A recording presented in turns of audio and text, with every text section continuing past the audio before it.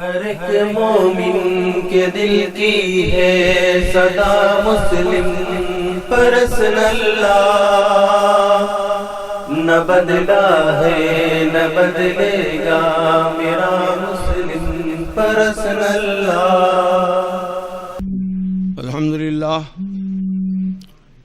الحمدللہ رب العالمین،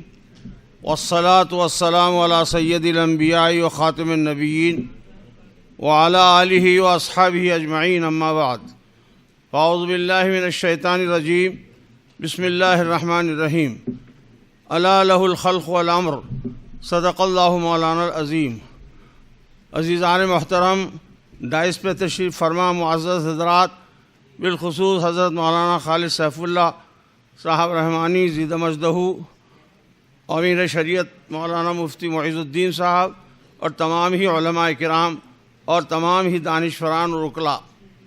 عرض کرنا ہے کہ تفہیم شریعت کے نام پر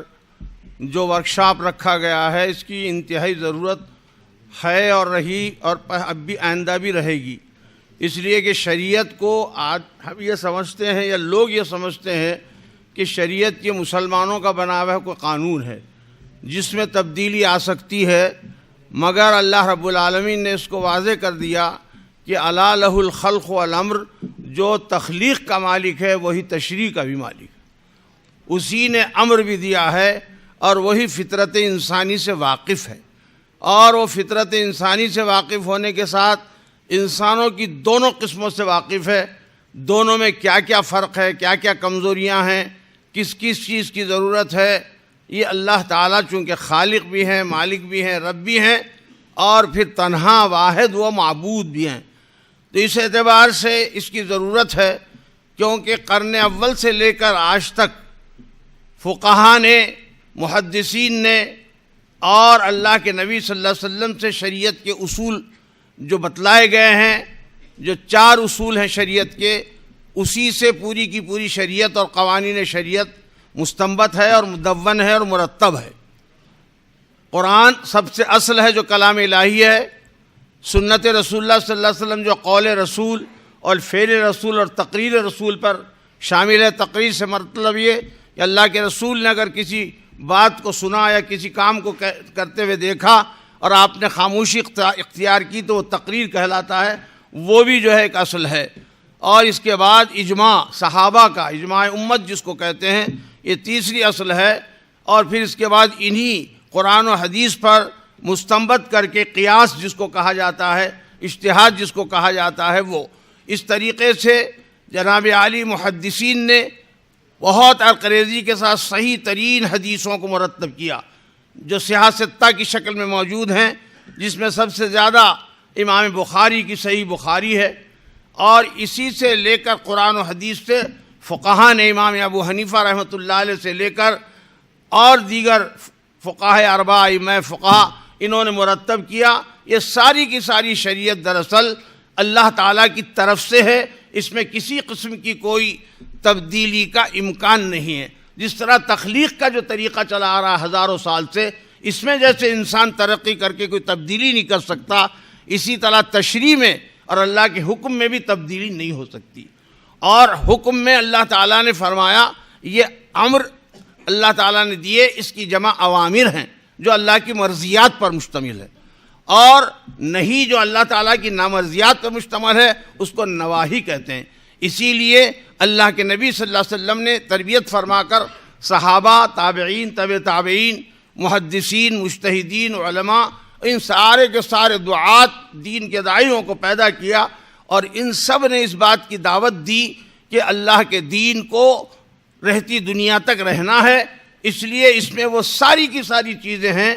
جو آ سکتی ہیں، کیونکہ مستقبل سے ہم ناواقف ہیں، لیکن اللہ رب العالمین کے سامنے مستقبل ویسا ہی ہے جیسے ماضی ہے۔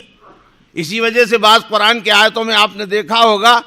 کہ قرآن میں اللہ نے جنت میں داخل ہونے والوں کو ماضی کے صیغے سے یاد کیا، کہ اللہ تعالیٰ فرما رہے ہیں کہ جنت میں داخل ہو چکے، اور جنت میں داخل ہونے والے جو بات کر رہے ہیں، یعنی مطلب یہ کہ اصحاب جنت اور اصحاب نار کے مکالمے کو جو سورہ اعراف میں نقل کیا گیا ہے وہ ماضی کے صیغے سے نقل کیا گیا، حالانکہ وہ بہت مستقبل میں آنے والی چیز ہے۔ معلوم ہے کہ اللہ کے نزدیک ماضی اور مستقبل بالکل اسی طرح ہے، مگر ہمارے پاس چونکہ مستقبل کا علم نہیں ہے، اس لیے انسانی جماعتوں نے یا انسانی حکومتوں نے یا انسانی طاقتوں نے جتنے قوانین مرتب کیے وہ سارے تجربے آج تک کے فیل ہوتے چلے آ رہے ہیں، لیکن اللہ کا قانون جو ہے وہ جاری ہے، جاری رہے گا قیامت تک کے، اس میں کوئی تبدیلی نہیں آ سکتی۔ اب رہا یہ کہ بعض مرتبہ عناد سے، دشمنی سے یا کم فہمی سے لوگ اسلام کے قوانین پر اعتراض کرتے ہیں، اس لیے ہمارا کام یہ ہے کہ سب سے پہلے شریعت کے احکام، اس کے علل، اس کے حکم کو ہم خود سمجھیں پہلے، اور ہم سمجھ کر پھر ان کو سمجھائیں۔ ہمارے وکلاء کرام یقیناً قانون سے واقف ہیں، قانون کی نکات سے واقف ہیں، قانون کی حکمتوں سے واقف ہیں، اسی لیے ایک ہی مقدمے میں جناب عالی وکلاء کوشش کرتے ہیں کہ اپنے اپنے موکل کو کامیاب کرنے کی کوشش کریں، حالانکہ ایک ہی قسم کا جرم لے کر آتا ہے وہ۔ تو اس طریقے کی جب وکلاء میں طاقت صلاحیت ہے، قرآن، حدیث اور اس طریقے سے اجماع اور قیاس سے جو مرتب فقہ اور قانون شریعت ہے، جس کو آج کی عام زبان میں مسلم پرسنل لا کہا جاتا ہے، اس کے لیے بے حد ضروری ہے کہ سب سے پہلے ہم اس کی شریعت کے احکام کی باتوں کو سمجھیں، اور اس کے بعد ہمارے وکلاء اس کو جو قانون داں ہیں ان کو بھی جو ہے شریعت کے قوانین سے واقف ہونا چاہیے۔ چھوٹا سا ایک چیپٹر جناب لا کے اندر جو ہے محمدن لا کے نام سے ایک فرسٹ ایئر میں ہے خالی، بس اس کے بعد کہیں محمدن لا کا تذکرہ نہیں ہے،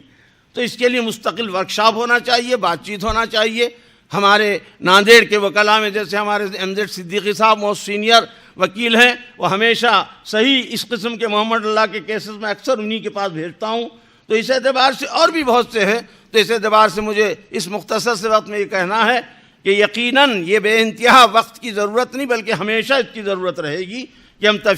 تفہیم شریعت کے مذاکرے بھی کریں، اس کے ورکشاپ بھی کریں، اور اس میں لائرز، قانون داں اور علماء ہوں۔ جیسے علماء ہیں قانون ہند سے واقف نہیں ہے، دفعہ 25 سے واقف نہیں، جو بنیادی حقوق ہیں۔ آج لوگوں نے کہہ دیا یونیفارم سول کوڈ ہوگا، ہم ڈرنے لگے، کر نہیں سکتے کوئی بھی یونیفارم سول کوڈ ہندوستان میں، کیونکہ بنیادی حقوق کو کوئی تبدیلی نہیں کر سکتا۔ اور جس وقت شروع میں ہی جو ہے جناب 44 جو یونیفارم جو ہے ہدایتی جو ہے دفعہ بنی تھی، اس وقت جو اس کے چیئرمین جو امبیڈکر جی تھے، ان سے جب مسلمانوں نے کہا تو انہوں نے کہا کہ نہیں، کوئی پاگل ہی یہ کر سکتا ہے کہ یہ یونیفارم سیل کوڈ کو استعمال کرے، مگر آج کل کیا کرتے، پاگل ہی جو ہے اس مقام پہ پہنچتے جا رہے ہیں۔ اس لیے میری یہ درخواست ہے کہ ہم سب کے سب اس پر مل جل کر یہ کوشش کریں، اور میری درخواست ہے ہمارے محترم خالد سیف اللہ صاحب جو فقیہ العصر ہیں، جو عالمی سطح پر ماشاءاللہ ایک معروف جو ہے نا شخصیت کے حامل ہیں، اور انہوں نے فقہ اکیڈمی کے نام سے عصر حاضر میں علماء اور مفتیوں کو جمع کر کے جدید ترین مسائل کا حل انہوں نے ڈھونڈا ہے اور نکالا ہے۔ ان سے میری درخواست ہے کہ ان وکلاء اور علماء کا جوڑ ضروری ہے۔ علماء اگر قانون شریعت سے واقف ہیں تو قانون ملکی سے واقف نہیں ہیں، اور قانون ملکی سے واقف ہیں وکلاء تو قانون شریعت سے واقف نہیں ہے، تو ان دونوں کا جوڑ بٹھانا ضروری ہے۔ بلکہ میں سمجھتا ہوں کہ علاقائی اور صوبائی بلکہ ضلعی سطح پر کچھ ایسے شخصیتوں کو نامزد کیا جائے اور ایک ایڈ ہاک باڈیز بنا دی جائے، جس میں ماہانہ کم از کم یہ وکلاء علماء بیٹھ کر ملیں اور تبادلہ خیال کریں۔ اور میں کہتا ہوں کہ اللہ تعالیٰ آل انڈیا مسلم پرسنل لا بورڈ کو جناب عالی طاقت دے، قوت دے، اور ہم سب کا ایک مشترکہ بورڈ ہے جس نے بہت بڑے کارنامے انجام دیے ہیں، اور ابھی اس کے لیے بہت بڑا اس وقت چیلنج موجود ہے۔ اس چیلنج کو ہم اسی وقت فیس کر سکیں گے جب سب کے سب مل کر یہ کام کریں گے۔ باتیں کہنے کو بہت ہو سکتی ہیں، مگر کیا کیا جائے کہ جب دستور زبان بندی ہے یہ تیری محفل کا، یہاں تو بات کرنے کو ترستی ہے زبان میری، وآخر دعوانا الحمدللہ رب العالمین۔ ہر ایک مومن کے دل کی ہے صدا مسلم پرسنل لا،